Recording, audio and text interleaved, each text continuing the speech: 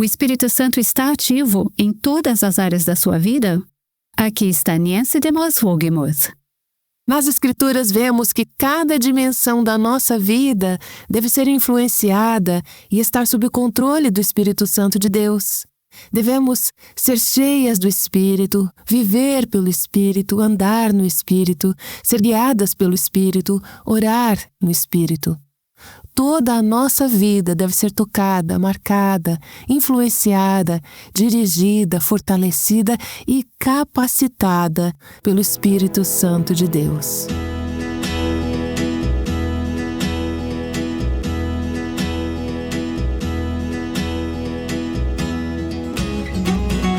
Este é o Aviva Nossos Corações, com Nancy DeMoss Wogemuth, autora do livro Mulheres Atraentes Adornadas por Cristo, na voz de Renata Santos. Tenho uma amiga que estava com sua família em um restaurante quando um desconhecido se aproximou da mesa e deixou uma nota de R$100. Ele disse que era um presente de Natal e foi embora. Nessa época do ano, é comum ouvir histórias assim, de pessoas movidas pelo chamado espírito natalino. Mas será que isso existe mesmo? Nancy DeMoss Wogemuth vai falar mais sobre isso enquanto continua a série chamada Os Meus Olhos Já Viram a Tua Salvação. Se você perdeu algum episódio até agora, todos estão disponíveis no site avivanossoscorações.com. Aqui está Nancy. Se eu pedisse para você citar os personagens principais da história do Natal, quem você mencionaria? Vamos ver. Jesus, claro, seria o principal. Quem mais? Maria, José, os pastores, os reis magos, os anjos, as ovelhas e também Simeão, de quem estamos falando. Hoje vamos falar sobre um personagem essencial da história do Natal que, na maioria das vezes, ninguém se lembra. Abra sua Bíblia, se puder, no Evangelho de Lucas, capítulo 2. Estamos no meio de uma série sobre Simeão, aquele homem que foi ao templo quando Jesus foi apresentado ao Senhor, 40 dias após o seu nascimento. Vou ler a primeira parte dessa passagem sobre Simeão e, enquanto eu leio, preste atenção e me diga quem é o outro personagem que aparece nesse trecho. Lucas capítulo 2, versos 25 a 27. Em Jerusalém havia um homem chamado Simeão. Este homem era justo e piedoso e esperava a consolação de Israel, e o Espírito Santo estava sobre ele. Ele tinha recebido uma revelação do Espírito Santo de que não morreria antes de ver o Cristo do Senhor. Movido pelo Espírito, ele foi ao templo. Quem é o personagem? O Espírito Santo. 3 vezes nesses 3 versículos vemos menção ao Espírito Santo. Ele é uma figura central e tem um papel essencial no relato do nascimento de Cristo. Se você voltar uma página ou 2 até o capítulo 1 de Lucas, verá que há mais 4 menções ao Espírito Santo ali. Veja o versículo 15, quando o anjo fala com Zacarias para anunciar o nascimento de seu filho, João Batista. O anjo diz, e será cheio do Espírito Santo, já desde o ventre materno.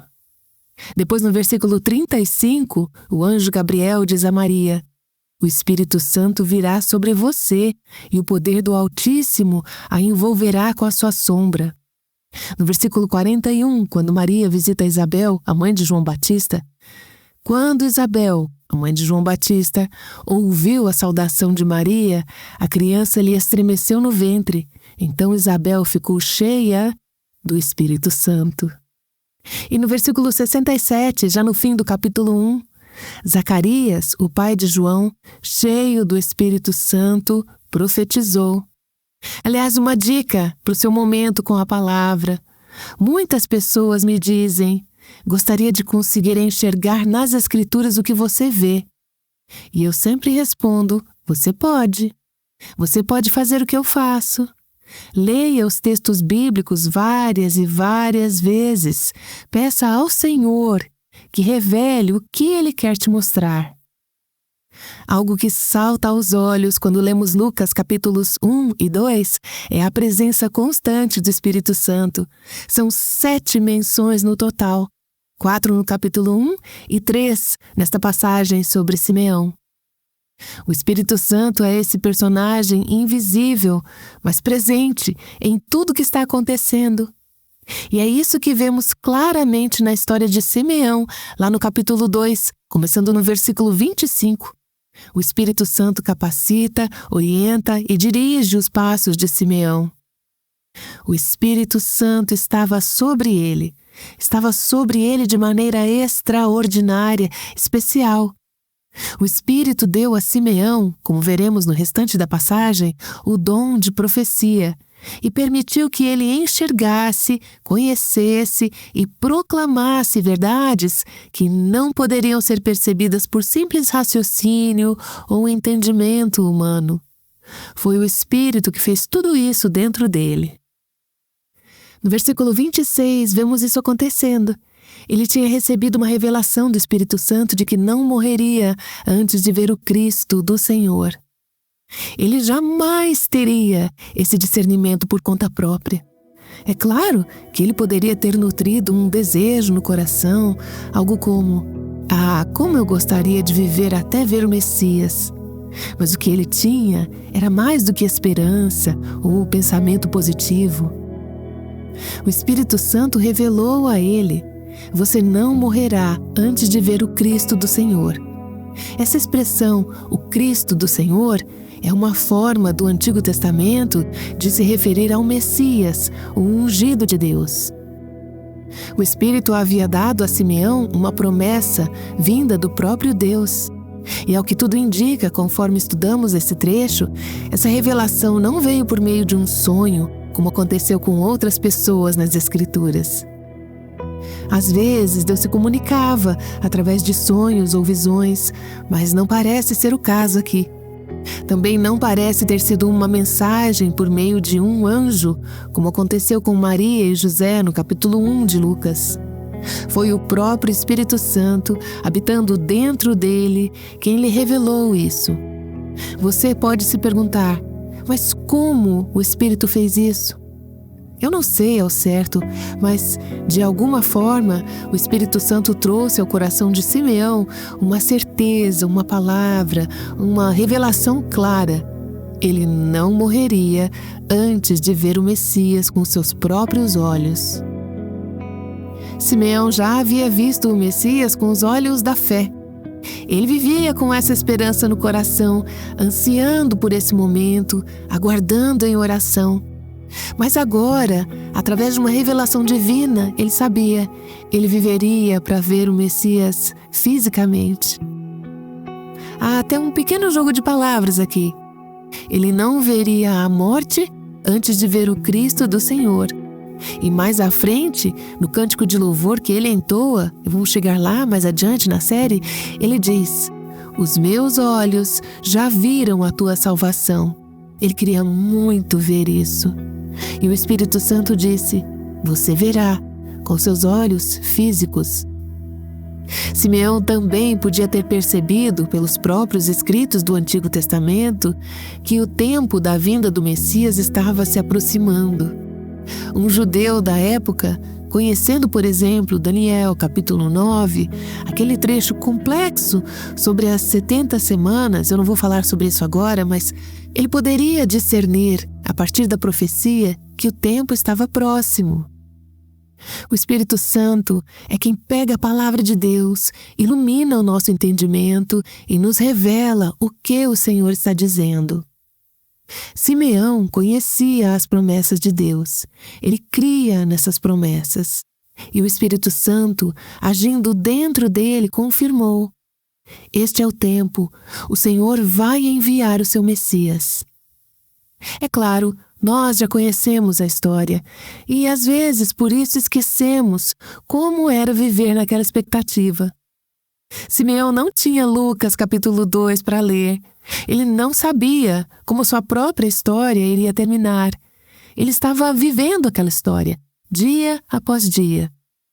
Mas ele estava experimentando a realidade do Espírito Santo, revelando Cristo a ele, tornando claras as vias e os planos de Deus. Hoje nós temos muito mais revelação por meio da palavra. Temos tudo de que precisamos, porque a palavra de Deus está completa.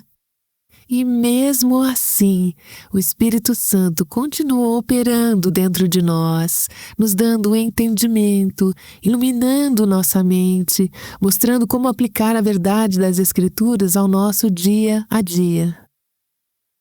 Enquanto eu estudava esse trecho, me peguei fazendo várias perguntas. Fiquei pensando sobre Simeão, tentando me colocar em seu lugar, calçar as suas sandálias, por assim dizer. E me perguntei, será que ele esperava que o Messias viesse como um bebê recém-nascido? O que ele estava esperando? O que ele achava que iria ver? Não sabemos ao certo, mas sabemos que Simeão conhecia o Antigo Testamento.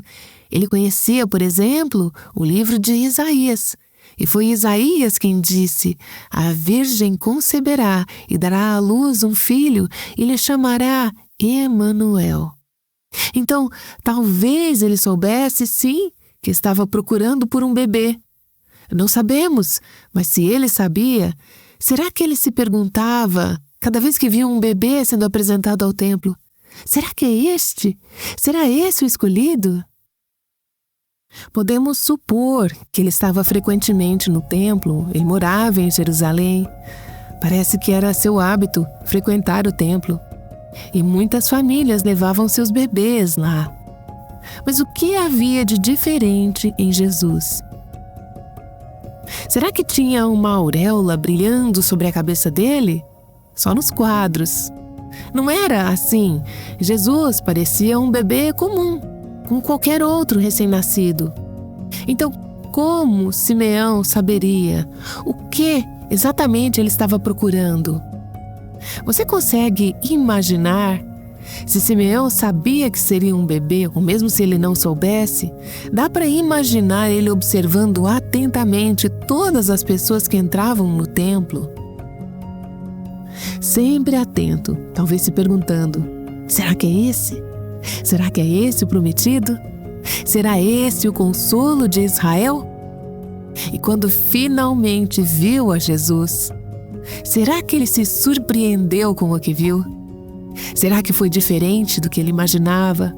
Nós não sabemos. Mas o que sabemos é que foi o Espírito Santo quem colocou esse anseio profundo no coração de Simeão.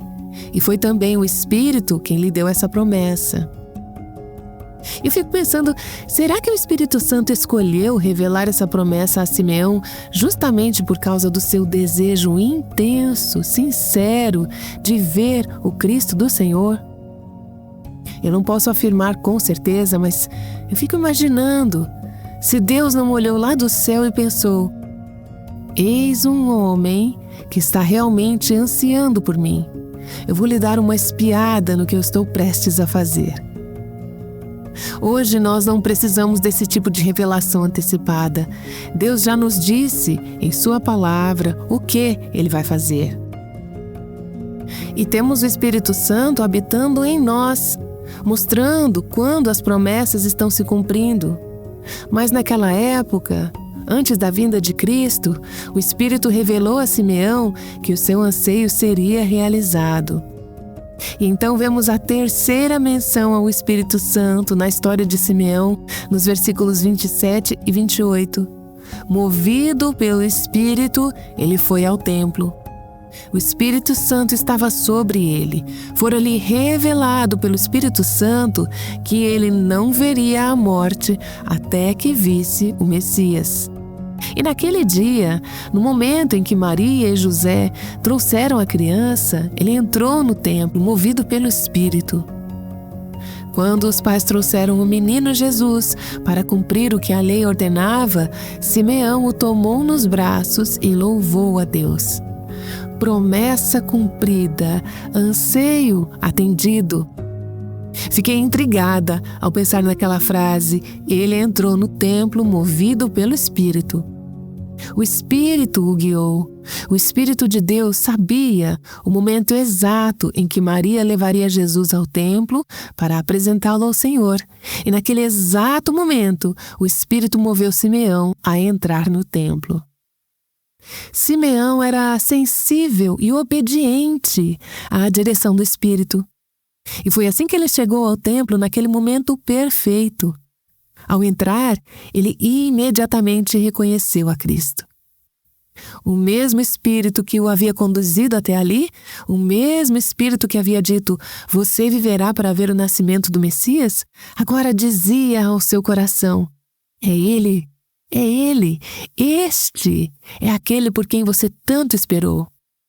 O Espírito abriu seus olhos, não os olhos físicos, esses já estavam abertos. Simeão não era cego, mas o Espírito abriu seus olhos espirituais para reconhecer o Cristo. E isso é algo que precisamos entender.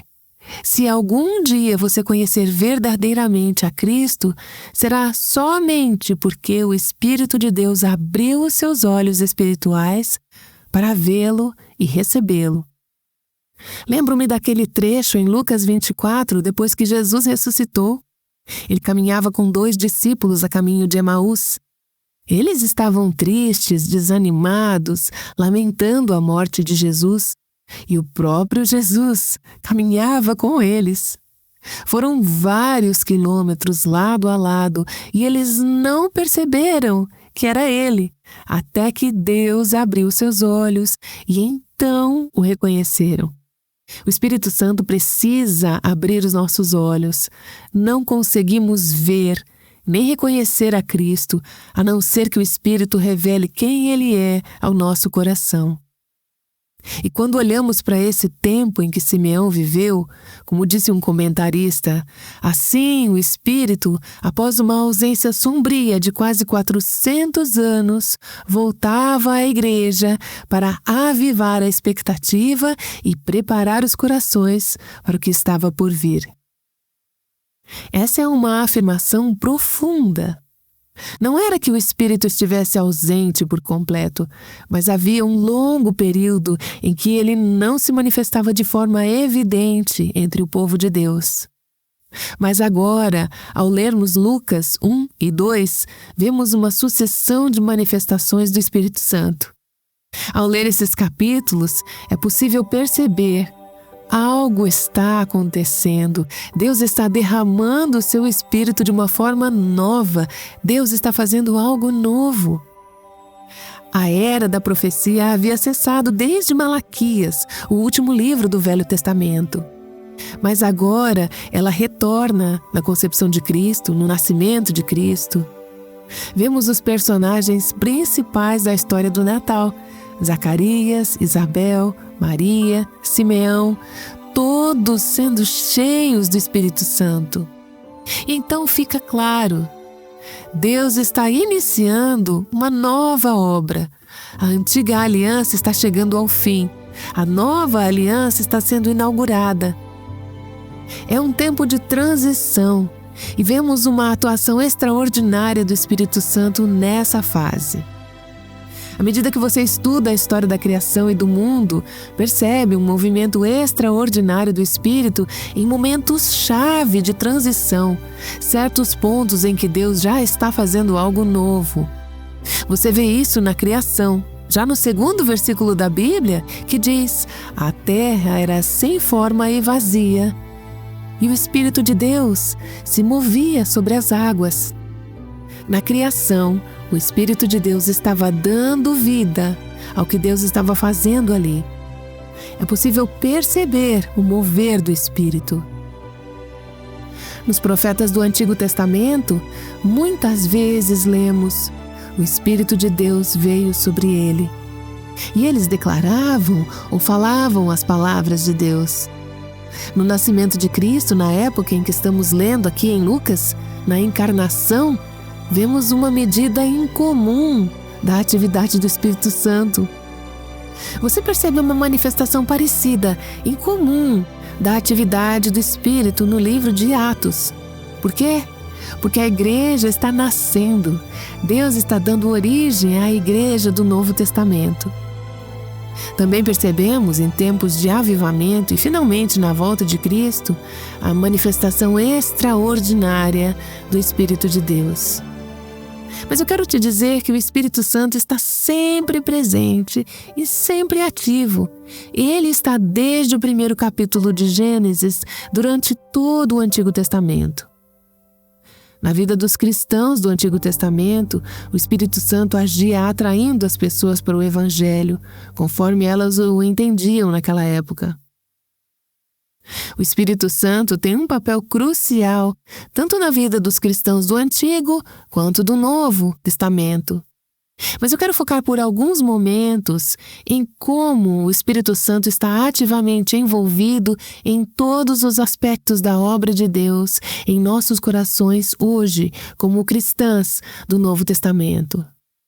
Porque podemos ler algo como isso sobre Simeão e pensar: isso foi só algo extraordinário, incomum. E foi, de certo modo. Mas, por outro lado, tudo que acontece com você, como filha de Deus, desde o momento em que Ele começa a te guiar, até a sua regeneração e conversão, até o dia em que você verá Cristo no céu, o Espírito Santo está ativamente envolvido em cada parte do que Deus faz na sua vida. Acabei de fazer uma lista de algumas coisas que o Espírito Santo faz. Se você acessar o nosso site, vai encontrar as referências aqui na transcrição deste episódio, porque eu não vou citá-las uma por uma. Veja o que o Espírito Santo faz. Nós nascemos do Espírito. Ele nos batiza no corpo de Cristo. O Espírito Santo inspirou as Escrituras, ilumina nosso entendimento e as torna pessoais para a nossa vida. Ele nos revela as coisas de Deus. O Espírito Santo é fonte de sabedoria, ele é fonte do poder sobrenatural, ele habita com e em todo cristão. O Espírito Santo conforta a igreja, ele santifica o povo de Deus. Ele nos convence do pecado, da justiça e do juízo. O Espírito Santo é a prova da união do cristão com Cristo. Ele é a garantia da nossa herança em Cristo. O Espírito Santo derrama o amor de Deus em nossos corações. Ele nos dá esperança, ele guia os cristãos, ele nos ajuda a orar, ele nos capacita e qualifica para o ministério. Ele dá dons aos cristãos para a edificação e o crescimento do corpo. Ele produz em nós os frutos que refletem a semelhança de Cristo. Você não é grata pelo ministério do Espírito Santo? Você pausa para agradecer a Deus regularmente pelo Espírito Santo, pelo dom do Espírito Santo? Vemos nas Escrituras que todas as áreas da nossa vida devem ser influenciadas e estar sob o controle do Espírito Santo de Deus. Devemos ser cheias do Espírito, viver pelo Espírito, andar no Espírito, ser guiadas pelo Espírito e orar no Espírito. Toda a vida deve ser tocada, marcada, influenciada, dirigida, capacitada e fortalecida pelo Espírito Santo de Deus. Quando eu chego ao Aviva Nossos Corações para uma gravação, já estudei, já me preparei. Mas, pela manhã, diante do Senhor, eu digo: Senhor, me fortaleça, como fizeste enquanto eu estudava, mas agora, ao proclamar a Tua palavra, capacita-me e fortalece-me pelo Teu Espírito Santo. Pelo Teu Espírito Santo, visita-nos hoje. Derrama o Teu Espírito em nossos corações, move-nos e impulsiona-nos a obedecer ao que nos falas. Vamos voltar ao versículo 27, onde parei há pouco, e retomar essa frase sobre Simeão, que ele entrou no templo pelo Espírito exatamente quando Maria, José e o menino Jesus chegaram ao templo. Eu tenho meditado nessa frase, ele entrou no templo pelo Espírito. Geralmente, quando pensamos nessa cena do templo, na apresentação do bebê, imaginamos algo calmo, contemplativo, quase idílico. Acho que isso talvez tenha sido influenciado por algumas pinturas dos artistas italianos do Renascimento e da Idade Média. Eu até pesquisei algumas online. Elas não são muito realistas, são muito santas, mas não são realistas. Mostram uma cena aconchegante, calma, íntima, privada. Em algumas pinturas, todos têm halos sobre suas cabeças. Mas não era assim, viu?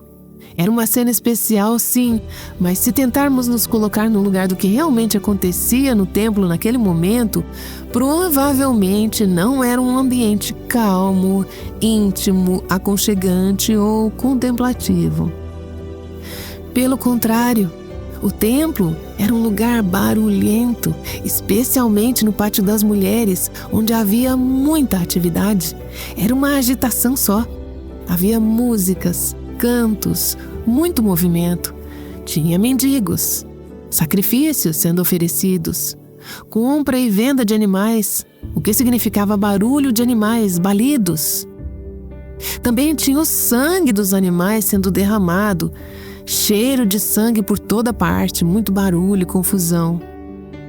E no meio de tudo isso, dentro do templo de Deus, os judeus haviam perdido a noção de quem era aquela casa.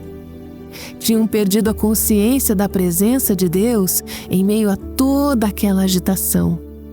Exatamente como nós, às vezes, perdemos. Não é verdade? Pense em quando você vai à igreja. Quantas de nós entram no santuário no Espírito? Isso faz toda a diferença no que você vê e no que você experimenta, como aconteceu com Simeão.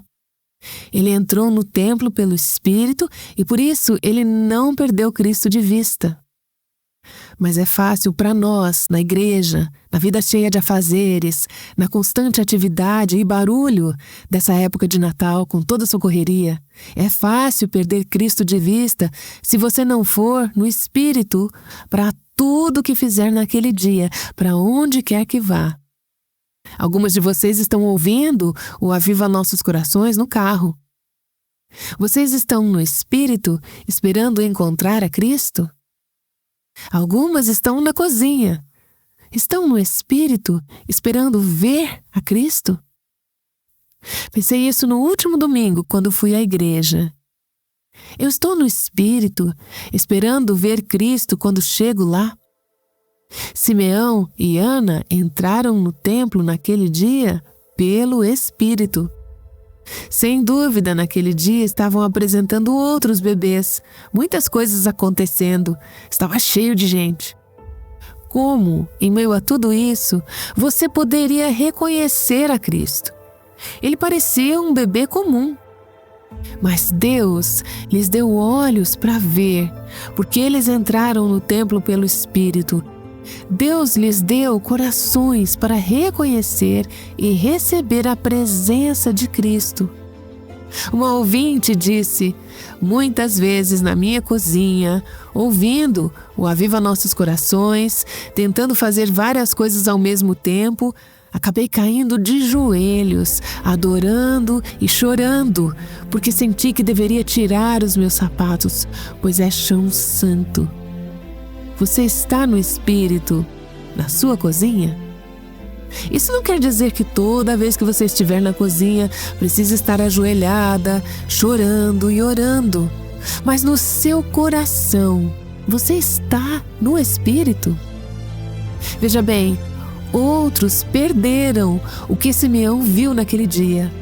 A maioria das pessoas no mundo e na igreja nunca vê e experimenta a Cristo do jeito que Ele quer ser conhecido. O Espírito Santo tem que abrir os nossos olhos para ver a Cristo, para vê-lo na palavra. E eu me pergunto, o que deixamos de perceber ao ler as Escrituras, ir à igreja, fazer várias coisas ao mesmo tempo na cozinha, com olhos naturais, sem a influência do Espírito de Deus?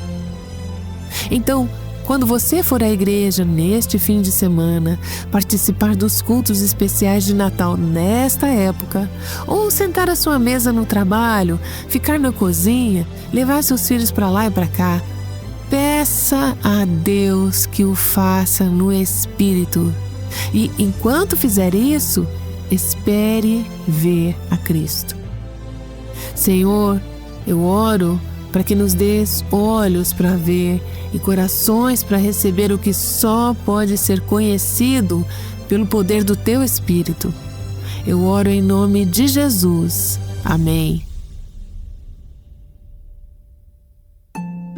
Você já parou para pensar no papel do Espírito Santo na história do Natal? Nessie DeMoss Wogemuth está te desafiando a olhar a história do Natal de um jeito completamente novo. O Natal é uma temporada de celebração. É um tempo especial para lembrarmos da esperança que temos em Cristo. E sabe, Nancy, durante todo este mês temos falado sobre uma frase que nos lembra dessa esperança em Jesus. É isso mesmo, Dana. A frase é nossa âncora segura. No nosso encontro Mulher Verdadeira em 2022, perguntamos para várias mulheres o que essa frase significava para elas. Kelly Needham é uma amiga querida, amiga deste ministério, e aqui está a resposta dela para essa pergunta. Eu tenho visto a âncora segura na minha vida na transformação do meu próprio coração, que sempre parece ser a transformação mais difícil. Passar por fases de mudança, lidar com feridas, conflitos e problemas que parecem grandes demais para resolver dentro do meu próprio coração. Levar tudo isso ao Senhor e ver o meu coração transformado de um lugar de turbulência para um lugar de paz é algo que me confirma que Deus é real, que Ele pode me mudar. Ele pode mudar a minha disposição, Ele pode produzir paz no meu coração em meio a tantas coisas instáveis e incertas. Nem sempre as circunstâncias que eu quero que mudem são as que mudam. Geralmente o que muda são as posturas do coração, e o contentamento vai crescendo mais do que as circunstâncias mudando. Mas, de novo, isso é mais libertador para mim porque agora a minha esperança não está ligada a mudanças das circunstâncias, mas a uma pessoa que pode realmente intervir em uma situação difícil e prover tudo o que precisamos, mesmo que a situação não mude. Isso é realmente libertador. Que pensamento maravilhoso da Kelly Needham. Sabe, nossas circunstâncias estão sempre mudando. Quando seus planos não acontecem do jeito que você queria, ou quando você se vê no meio de uma dificuldade ou de um momento difícil, você se agarra a Cristo. Nas tempestades desta vida e nos ventos instáveis da nossa cultura, a nossa esperança só pode ser encontrada em uma coisa que é firme e certa: Jesus, a verdadeira âncora. Essa é a mensagem que o Aviva Nossos Corações está levando para mulheres ao redor do mundo, que em qualquer circunstância você pode experimentar liberdade, plenitude e abundância em Cristo.